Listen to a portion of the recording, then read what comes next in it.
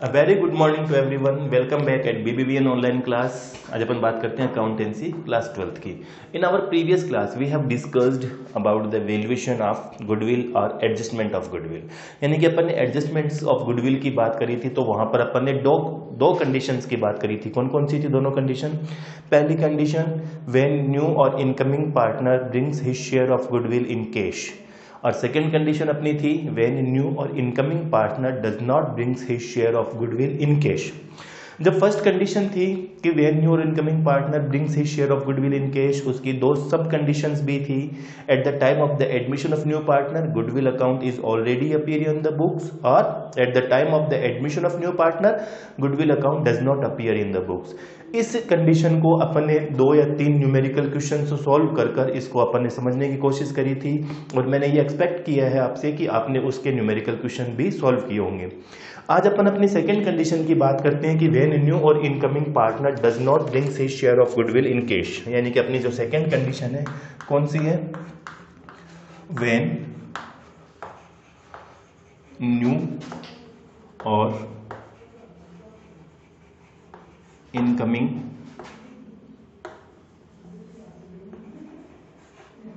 Partner does not bring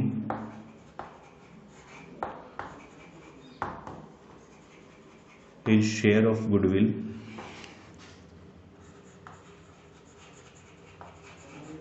in cash. जब incoming partner अपना share of goodwill cash में लेकर नहीं आ पाता है, in that condition there are 2 sub conditions also. कौन कौन सी? First condition, at the time of the admission of new और incoming partner goodwill account is already appear in the books, और at the time of the incoming और new partner the goodwill account does not appear in the books. यानी कि same condition है जो अपन ने पहली condition में बात करी थी। जो पहली कंडीशन की 2 सब कंडीशन थी, सेम चीज यहां पर भी है, सेकंड कंडीशन में भी वही दोनों सब कंडीशन फॉलो करती है। अब अपन एक न्यूमेरिकल क्वेश्चन से इसको सॉल्व करते हैं। देखिए मैं क्वेश्चन ड्राफ्ट कर देता हूं। There are the 2 partner of A and B and their profit sharing ratio is 3:2 and their capital is 2 lakh और 1,50,000।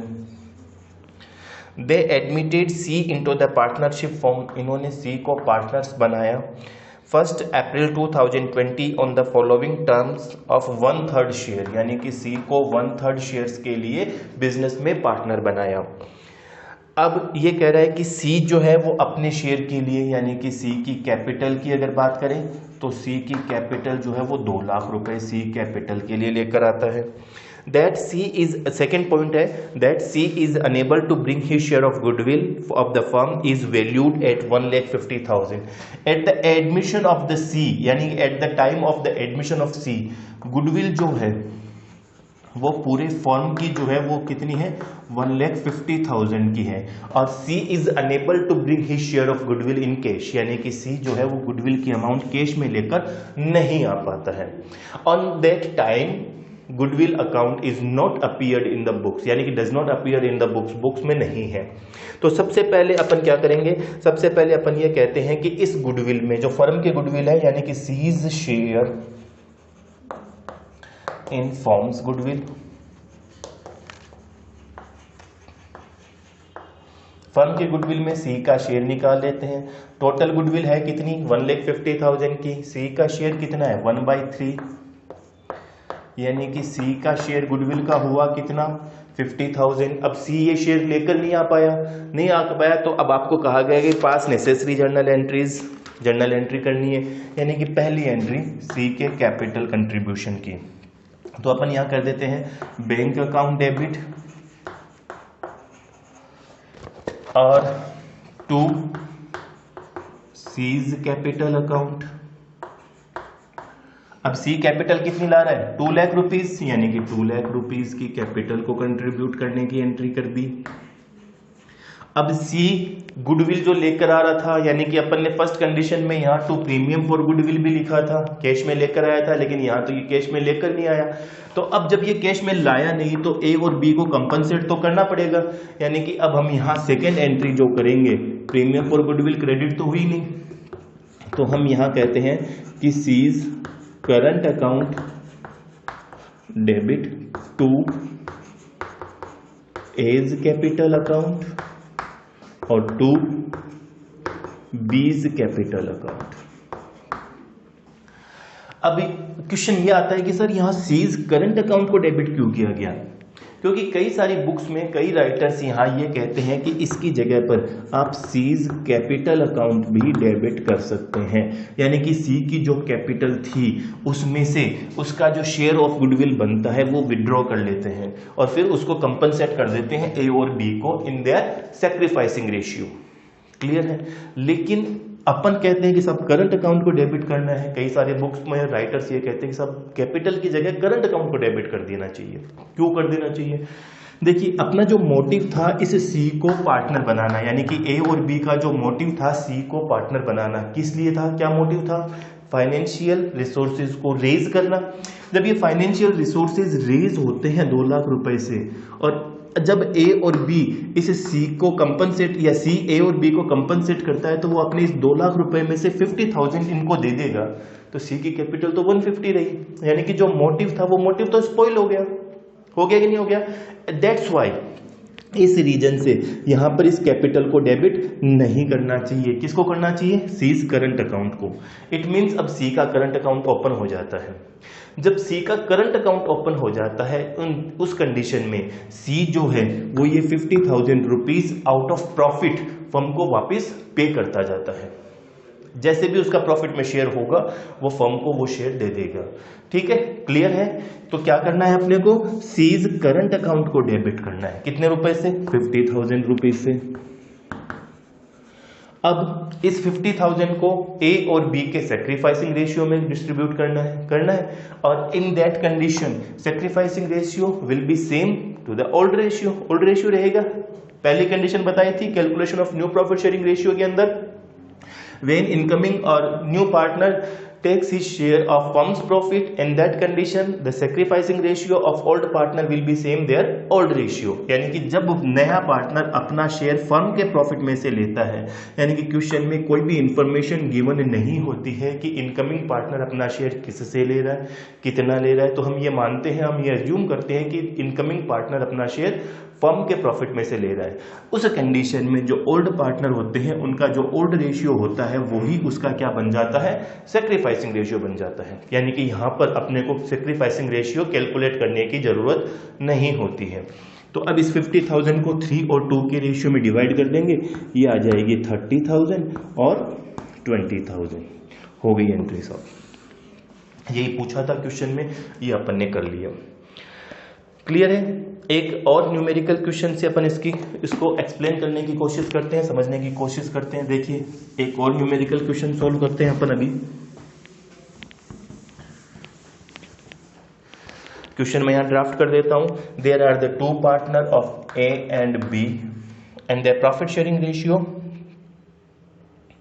क्वेश्चन में आगे कह रहा है A and B are partner in a firm, profit and losses in the proportion of 3/4 and 1/4, यानी कि 3/1 profit sharing ratio है।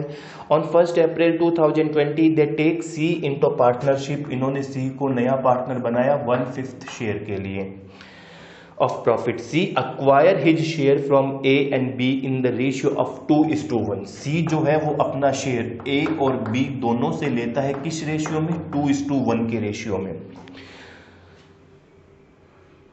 Value of goodwill is determined at 24,000. At the time of the C's admission, the goodwill of the firm is 24,000. Goodwill of the firm, यानी कि ये total firm की goodwill है। C is not in a position to bring amount towards goodwill. C unable है goodwill लेकर आने में, but there are give necessary journal entries in alternative cases. There are 2 cases. First case is when goodwill account appears at 10,000, यानी कि goodwill account already appear in the books. और second condition है when goodwill account does not appear in the books. Question अपना draft हो गया। एक बार question दोबारा से मैं रिपीट कर देता हूं। देखिए, there are two partner of A and B and their profit sharing ratio is 3:1। They admitted C as a new partner for 1/5 share. For C acquires his share of profit of 1/5 is from A and B in the ratio of 2:1। यानी कि जो C का share है 1/5 वो C किससे लेता है? A और B से लेता है। किस रेशियो में? 2:1 के रेशियो में। Eight the time of the admission of C the goodwill of the firm is valued at 24,000। यानी कि C के एडमिशन के टाइम पर फर्म की गुडविल कितनी है? 24,000। अब क्वेश्चन में कहा गया है give necessary journal entries in alternative cases. दो केसेस दे रखे हैं। पहला केसेस है when goodwill account appears eight ₹10,000 in the books, यानी कि goodwill account already appear in the books. और सेकंड कह रहा है when goodwill account does not appear in the books, goodwill account books में अपीयर नहीं है। इन दोनों ही कंडीशन में सबसे पहले अपने को क्या चाहिएगा? Sacrificing ratio. तो सैक्रिफाइसिंग रेशियो कैलकुलेट करने के लिए अपन ये कहते हैं कि सब सी का जो शेयर है, सी acquires फ्रॉम ए। सी ए से कितना लेगा? 1/5 इंटू 2/3, कितना हुआ? 2/15। और C acquires from B 1/5 into 2/3, sorry 1/3, यानी कि 1/15। thus the remaining share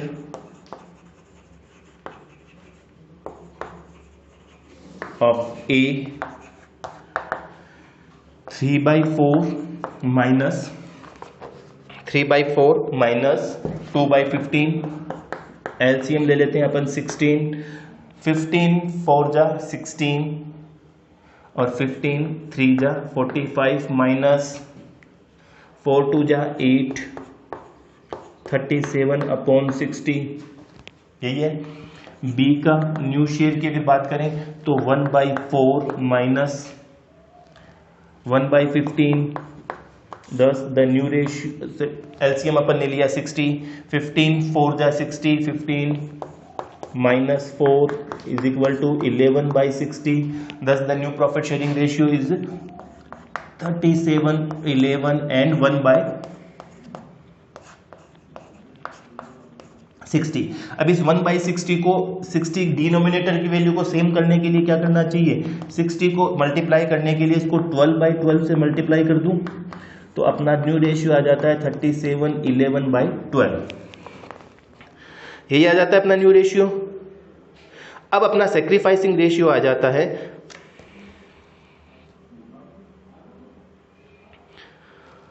sacrificing ratio की कैलकुलेशन करते हैं तो old ratio minus new ratio, यानी कि ओल्ड रेशियो है ए की बात कर लेते हैं अपन 37/60 माइनस 3/15।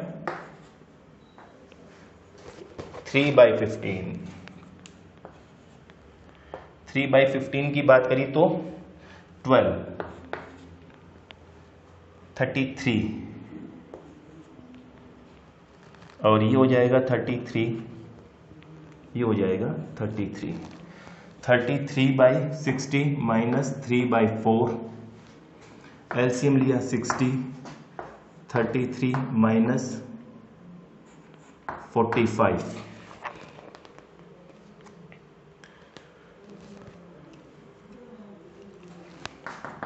12/60।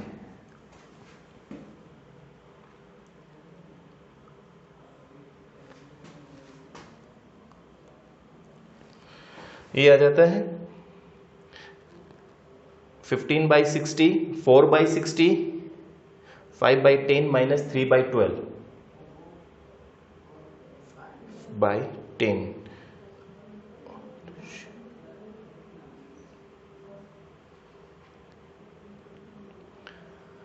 क्लियर है? यानी कि अपन सिंपल सी भाषा में ये कह दें, अपन सिंपल इतना कैलकुलेशन ना करें तो अपन सिंपल भाषा में ये कह सकते हैं कि 2:1 in their of their sacrificing ratio, क्योंकि जिस रेशियो में ए ले रहा है उसी रेशियो में ये दे रहे होंगे, यानी कि इनका सैक्रिफाइसिंग रेशियो कितना हो गया? 2:1।